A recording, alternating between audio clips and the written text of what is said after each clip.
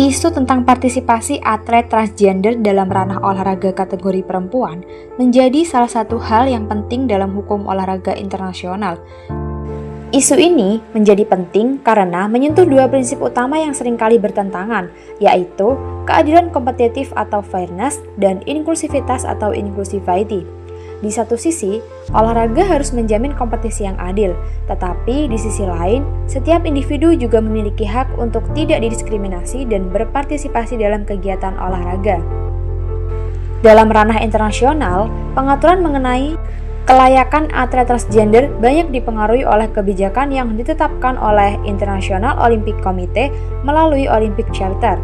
Pada tahun 2021, IOC mengeluarkan kebijakan Framework of Fairness, Inclusion and Non-Discrimination on the Basis of Gender Identity and Sex Variations. Kebijakan ini menegaskan bahwa setiap individu berhak untuk berpartisipasi dalam olahraga tanpa diskriminasi serta dalam lingkungan yang menjunjung kesehatan, keselamatan, dan martabat manusia. Namun, IOC tidak menetapkan standar tunggal secara global. Sebaliknya, kewenangan diberikan kepada masing-masing federasi olahraga internasional. Akibatnya, muncul perbedaan kebijakan. Sebagai contoh, World Athletics membatasi partisipasi atlet transgender perempuan yang telah mengalami pubertas laki-laki dengan alasan menjaga keadilan kompetitif. Kemudian, World Aquatics menetapkan syarat tertentu terkait waktu transisi gender.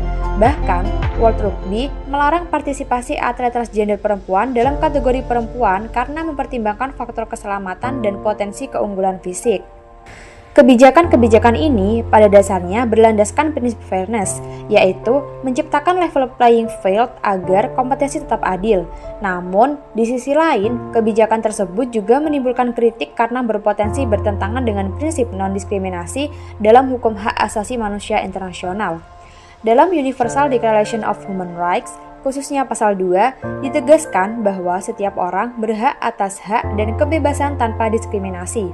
Hal serupa juga diatur dalam International Covenant of Civil and Political Rights pasal 26 yang menegaskan kesetaraan di hadapan hukum, serta International Covenant on Economic, Social, and Cultural Rights pasal 15 yang menjamin hak untuk berpartisipasi dalam kehidupan budaya, termasuk olahraga.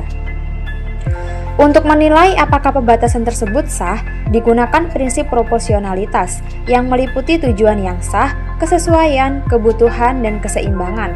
Dalam hal ini, perlindungan terhadap integritas olahraga perempuan dapat dianggap sebagai tujuan yang sah, tetapi tetap harus diuji apakah pembatasannya proporsional atau justru berlebihan.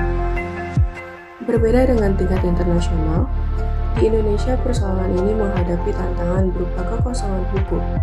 Dalam hukum administrasi, negara telah memberikan pengakuan terhadap perubahan identitas gender melalui Undang-Undang Nomor 23 Tahun 2006, Junto Undang-Undang Nomor 24 Tahun 2013 tentang administrasi kependudukan. Perubahan jenis kelamin dimungkinkan melalui penetapan pengadilan, yang kemudian diikuti dengan perubahan dokumen kependudukan.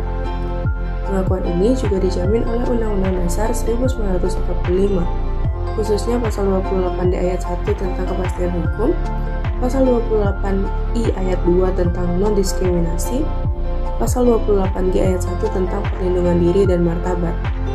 Namun, masalah muncul dalam bidang keolahragaan. Undang-Undang Nomor 11 Tahun 2022 tentang keolahragaan belum mengatur secara spesifik mengenai atlet transgender. Akibatnya, terjadi kekosongan norma atau rek vakum. Dalam praktik, kompetisi olahraga di Indonesia masih menggunakan kategori biologis, yaitu putra dan putri. Kebijakan teknis pun diserahkan kepada masing-masing federasi olahraga.